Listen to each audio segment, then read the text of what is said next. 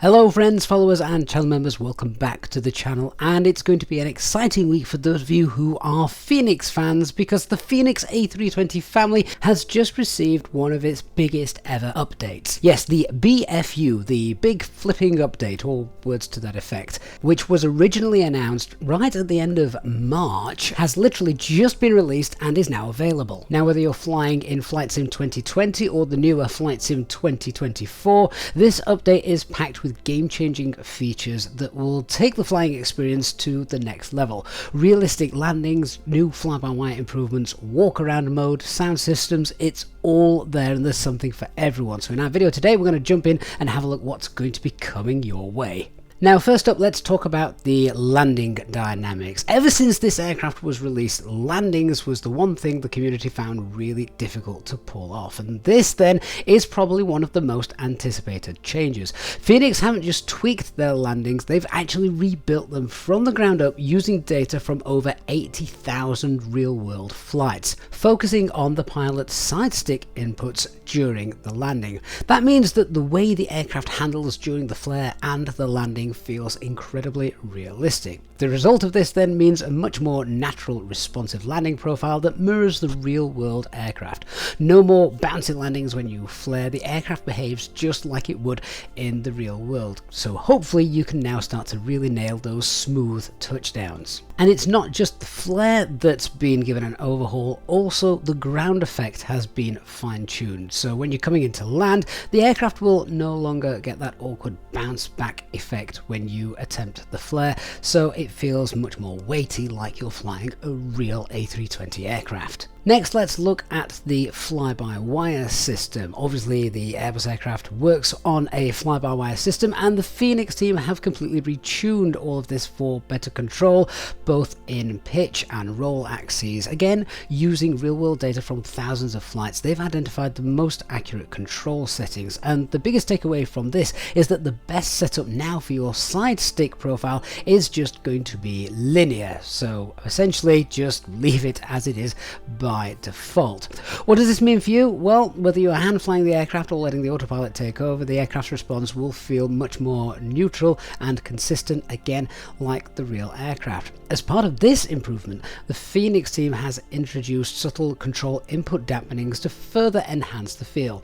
That makes the roll and pitch movements even smoother, especially at higher speeds and altitude, giving you a fully immersive flying experience. It also means that the SDS, which was an option available previously, will now be no longer required and is being removed. Next then, let's talk about a feature that will seriously upgrade the Fenix aircraft, and that is their all-new weather radar on the navigation display. Now, this isn't just about seeing clouds or storms ahead, it's also about getting a clearer view of what's coming your way, and of course, maybe needing to deviate around the weather ahead of you. The Fenix team have spent a lot of time on this, so now it's finally here with gain control as well, so you can adjust the intensity of the radar to better match the weather conditions. Tilt at the moment, however, does not work, and that is a sim limitation. But if you're flying around heavy thunderstorms, then you're going to have a much better view and more control over the information that's coming into you from the weather radar. And while that tilt control isn't possible at the moment, the team have put the groundwork in. So if Azobo ever gave them the ability, then the Fenix team is ready there to implement it. But even without the tilt, we've got the gain control, and that makes a huge difference when seeing storm cells ahead of you. Next then, it's time to talk about Baby Shark. Yep, next up we've got the A319 with sharklets. Now the 320 and the 321 sharklet editions, they've been out for a while now, but Fenix have equipped this new A319 with sharklets with the CFM 56 5B7 engines, which is basically a souped up version of the engine, and it delivers extra thrust. Now the Fenix team will also be bringing you the IAE variant for the A319 with sharklets, and this is based on those seen in Avianca's fleet. So you've now got lots of different options and engine option configurations to fly with as well. And if you really are into the nitty-gritty of the realism involved here, this isn't just a new engine slapped onto an A319, it is a brand new bespoke flight model with adjustments to the lift drag flight characteristics aeronautics specifically tuned for the Sharklet-equipped A319 aircraft. And the Fenix team have got pilots who fly these quite rare aircraft to be able to come in and sign off to say that, yep, this is what it feels like in the real thing. This big update then will also feature some enhancements to the EFB, or electronic flight bag. This now includes a custom PDF viewer, so you can access your own personal PDFs on your PC inside the sim. And in terms of takeoff performance, this update also adds in stop margins. Now at the moment there is very little in the way of user interface overhaul, but that will be coming in a future update. And as part of this update, another new feature for the EFB, the team have now made it so that you can actually adjust the volume of other Windows processors, things like GSX or vPilot, using the audio control panel volume nods in your cockpit. Obviously it's a small detail, but that's going to be really nice for setting the desired sound level of different applications that may be running in the background.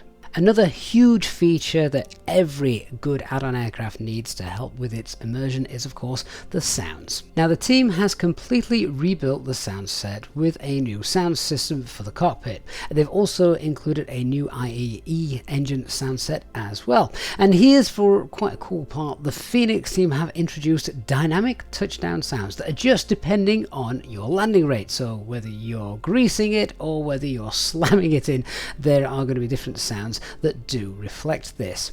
And also with this update, the Fenix has managed to overcome a Microsoft Flight Simulator sound engine limitation, allowing sounds to dynamically change based on your position within the aircraft. So when you move from the cockpit to the cabin or even step outside, the sounds should transition more smoothly and more realistically. Now for those of you flying in Microsoft Flight Simulator 2024, of course we've essentially been using the Flight Sim 2020 version in Flight Sim 24. It's being more of a workaround getting the 2020 model into Flight Sim 24 so that we could all enjoy it. Well, not anymore. Big news for Microsoft Flight Simulator 24 users, and that is that the entire A320 has actually been rebuilt as a native 2024 sim object. What does this mean? Well, better performance, more detail, and the ability to take the full advantage of everything Flight Sim 24 has to offer.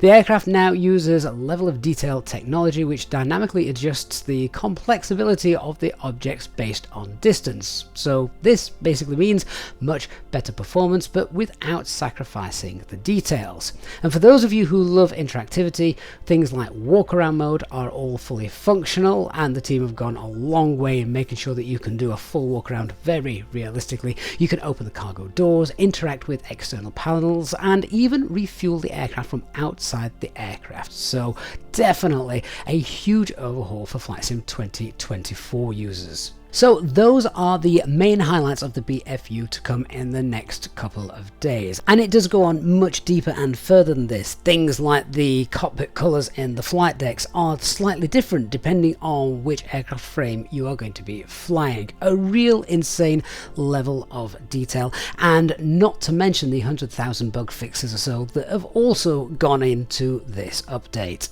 And all of this, of course, paving the way for something that I personally am very excited about, and that is the Neo variants coming from the Fenix team in the future.